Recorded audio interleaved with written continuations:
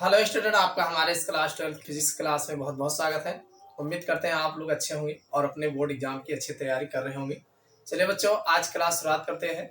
हमारा जो चैप्टर चल रहा है वैद्युत चुम्बकीय तरंगे, ये आपके फिजिक्स का 8वां चैप्टर बनता है। इस लेक्चर्स में जो है इस चैप्टर के एक ऐसे इंपॉर्टेंट टॉपिक को लेके आए हैं जो काफी ज्यादा इंपॉर्टेंट है। ये आपका बहुत छोटा चैप्टर है जिसमें बहुत ज्यादा टॉपिक नहीं बनते हैं, तो ये इसका सेकंड लेक्चर है।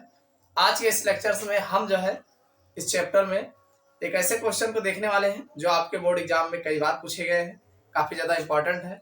आज का हमारा जो क्वेश्चन है, विस्थापन धारा क्या है, आपसे पूछा जाएगा। विस्थापन धारा किसे कहते हैं, और दूसरी बात इसका सूत्र क्या है, और तीसरी बात एम्पियर का मैक्सवेल परपथीय नियम का सूत्र निर्मित कीजिए या सूत्र लिखिए। तो इस टाइप से क्वेश्चन आपके बोर्ड एग्जाम में कई बार पूछा गया है। तो चलिए, विस्थापन धारा क्या होती है पहले इसको जान लेते हैं और फिर इसके सूत्र का निगमन करते हैं। देखो बच्चों, अगर हम बात करें विस्थापन धारा, तो जाहिर सी बात है नाम में ही लग रहा है विस्थापन धारा, यानी विस्थापित होने के बाद धारा उत्पन्न हुई होगी, या वह धारा जो विद्युत क्षेत्र में परिवर्तन के कारण उत्पन्न होती है उसे विस्थापन धारा कहते हैं। यानी विद्युत क्षेत्र हो और विद्युत क्षेत्र में परिवर्तन अगर देखने को मिलता है, यानी परिवर्तन होता है, तो उसे हम विस्थापित धारा कहते हैं। विद्युत क्षेत्र के प्रभाव में परिवर्तन देखने को जो मिलता है, जो परिवर्तन होता है, परिवर्तन के कारण होता है, उसे विस्थापन धारा कहते हैं। समझ में आई बात कि नहीं? वह धारा जो विद्युत क्षेत्र के प्रभाव में परिवर्तन के कारण उत्पन्न होता है उसे विस्थापन धारा कहते हैं। क्लियर हो गया? अब चलिए हम इसके सूत्र का निगमन करवा देते हैं। देखो भाई, अगर आप देखा जाए, दो प्लेट अगर लगा दिया जाए तो प्लेटों में अगर धारा प्रवाहित की जाती है तो जो प्लेटों के निकट जो है विद्युत क्षेत्र की तीव्रता होती है, आपको पता है प्लेट के निकट विद्युत क्षेत्र की तीव्रता, भाई तो प्लेटों के निकट विद्युत क्षेत्र की तीव्रता E बराबर होता है सिग्मा अपान एप्सिलॉन 0। ये आपको पहले सेकंड चैप्टर में आपने पढ़ा है कि विद्युत क्षेत्र के निकट जो है तीव्रता जो होती है, प्लेट के निकट विद्युत क्षेत्र की तीव्रता E बराबर सिग्मा अपान एप्सिलॉन 0, ये अच्छे से पता है।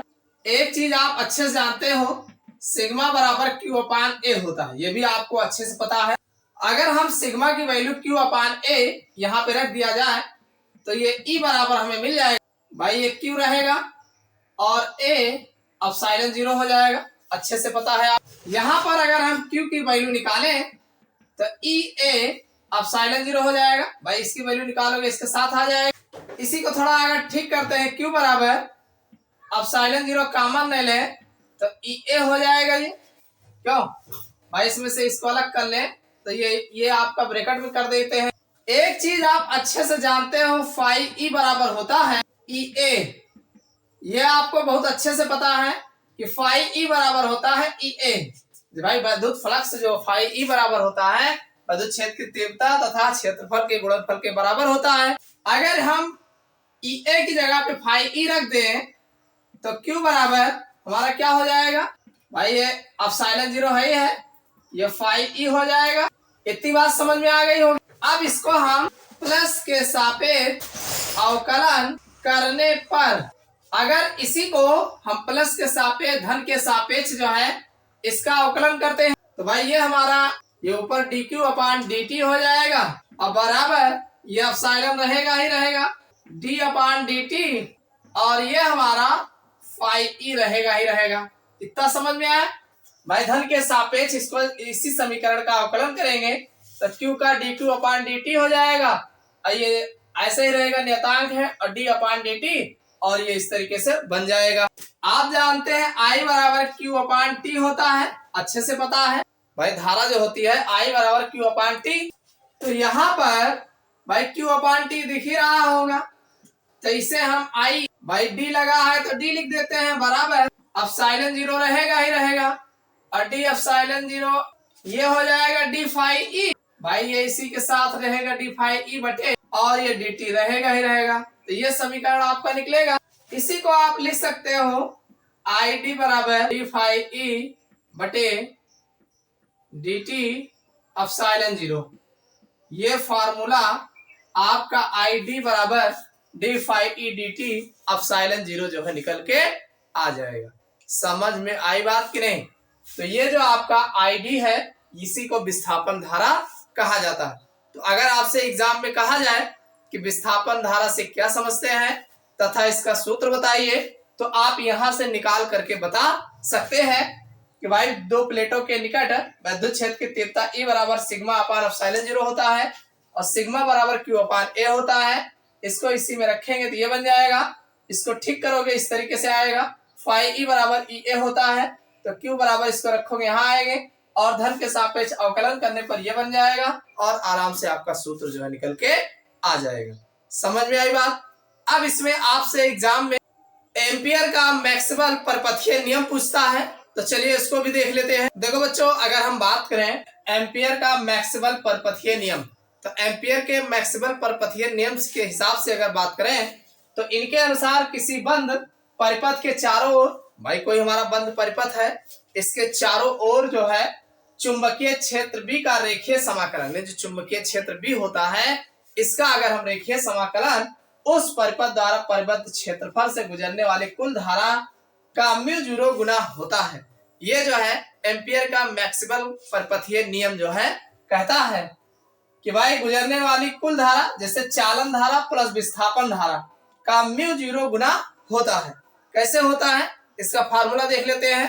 अर्थात ये आपका समाकलन का निशान होगा, भाई ये बी चुंबकीय क्षेत्र B होगा इनटू DI DL और ये वेक्टर ये जो बनेगा बराबर mu 0 by IC plus ID हो जाएगा। जहां अगर हम विस्थापन धारा की बात करें ID बराबर एप्सिलॉन 0 d फाई E अपान dt ये हो जाएगा, ये इतना बनेगा। तथा IC बराबर ये जो है चालन धारा है, चालन धारा।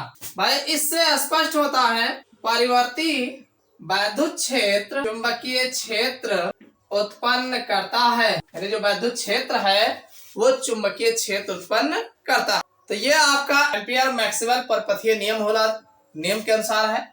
कुछ नहीं करना है, बस इतना लिखना है कि इनके अनुसार किसी बंद परिपथ के चारों ओर जो चुंबकीय क्षेत्र B का रेखीय समाकलन और उस परिपथ द्वारा परिबद्ध जो क्षेत्रफल हो से गुजरने वाली कुल धारा जो होती है, दो धाराएं होती है, एक चालन धारा और दूसरा विस्थापन धारा का म्यू 0 गुना होता है, यही कहा गया है। यानी ये समाकलन भी DL हो जाएगा और ये म्यू 0 IC प्लस ID ये बताया गया। अब साथ में विस्थापन धारा ID बराबर एप्सिलॉन 0 d फाई E अपान dt ये आप याद रखिएगा। जहां IC जो है चालन धारा इसमें लिखा गया है। इससे स्पष्ट होता है परिवर्ती वैद्युत क्षेत्र में अगर देखा जाए तो चुंबकीय क्षेत्र उत्पन्न करता है, जो परिवर्ती वैद्युत क्षेत्र होता है वही चुंबकीय क्षेत्र उत्पन्न करता है। तो ये मैक्सवेल के अनुसार फार्मूला है। बाकी इससे पहले हमने निगमन कैसे होता है हमने आपको दो प्लेटों के मध्य जो है निगमन करके बता दिया। समझ में आई बात। तो ये तो था आपका विस्थापन धारा क्या है, इसका सूत्र क्या है और इसका निगमन कैसे किया जाता है। आपके बोर्ड एग्जाम में कई बार पूछा गया है, मोस्ट इंपॉर्टेंट है। उम्मीद करते हैं समझ में आ गया होगा। अब आपके एग्जाम में जैसा क्वेश्चन पूछा जाएगा उसी अनुसार आप बताइएगा। अगर मैक्सवेल के अनुसार पूछता है तो मैक्सवेल परपथीय नियम के अनुसार इतना लिखना रहेगा और ऊपर विस्थापन धारा लिख दीजिएगा। अगर मान लीजिए आपसे सूत्र निगमन करने को कहा जाता है तो हमने जिस तरीके से बताए उस तरीके से आप निगमन करा दीजिएगा। समझ में आई बात। तो ये वीडियो आपको कैसा लगा कमेंट करके जरूर बताइएगा। चैनल को नए सब्सक्राइब कर लेना। फिर मिलते हैं अगले क्लास में नए टॉपिक के साथ।